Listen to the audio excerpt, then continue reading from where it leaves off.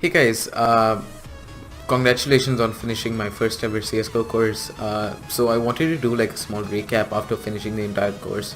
So I filmed this course and I still couldn't talk about a lot of stuff.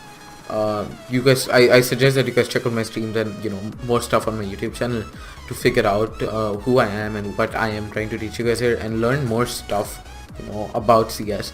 So the topics that I couldn't talk about was rotations, watching demos. I talked a bit about these, but I didn't talk entirely, and then I didn't talk about tactics for countering oppers, pistol rounds, what you can do in pistol rounds, p hopping, how to entry frag, how to lurk. I talked a little bit about these things, and I didn't want you guys to like overly focus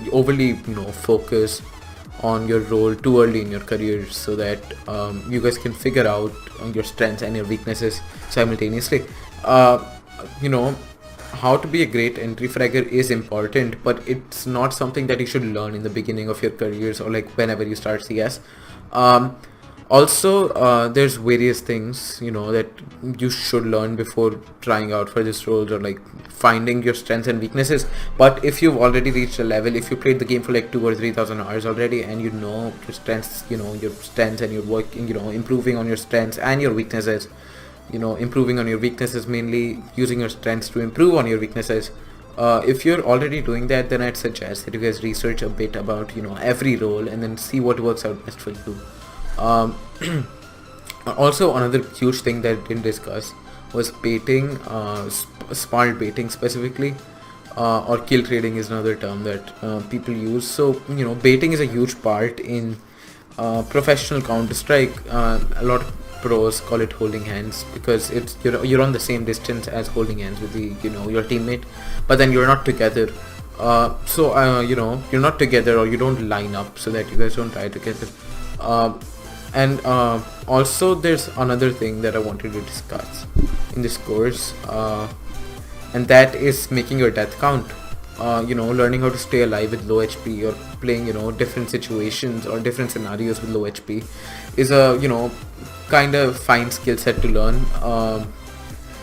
Sort of sensitive subject. So how you can research about all this stuff is basically you can watch YouTube tutorials. There's so many people out there now. There's Waral, there's Nothing on YouTube, and then you can watch other pros and other pro channels like Sean Garris at Ren.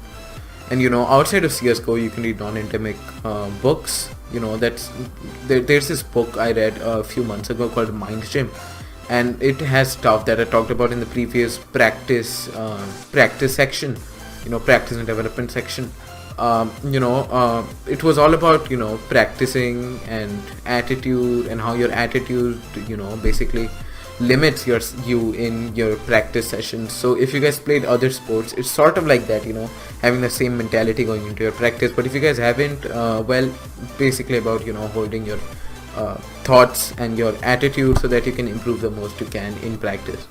And then what I want you guys to do after this is basically create a team, or maybe join a team, so that you can learn real CS and how strategies work, how teams work, how they function and stuff. That's real CS rather than bugging or playing pugs or some pickup games or something.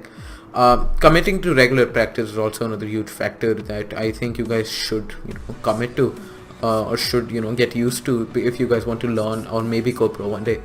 Because there's quality over quantity is a huge thing in gaming, so that every day, even if you spend 4 hours and do the same amount of work that everybody else does in 8 hours or even more, you're still making it count. You're still using that 4 hours in a good way, and you have that productivity in you.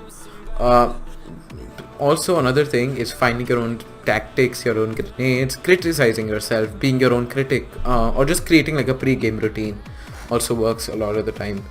And also sticking to the same settings to be more consistent, so that you're more consistent in game. And then a lot of people say this, but if you're not consistent out of the game, you're not consistent. So like basically eating at the same times during the day, waking up, sleeping at the same times, that also makes you a lot more consistent in game. And I've personally tested this out and it actually works. Also, finding mentors or better players to play with to rise your skill level is also really important. You know, dropping your egos and not being scared to be on the bottom of the scoreboard sometimes, you know, just to improve in the game. That's sort of it, and I want you guys to, you know, most importantly have fun and enjoy the process of learning or getting better at the game. Lastly, you guys can comment on the video or message me on social media so that I can help you out. That's about it. I hope you enjoyed the course and learned a lot during the entire course and the entire length of the course.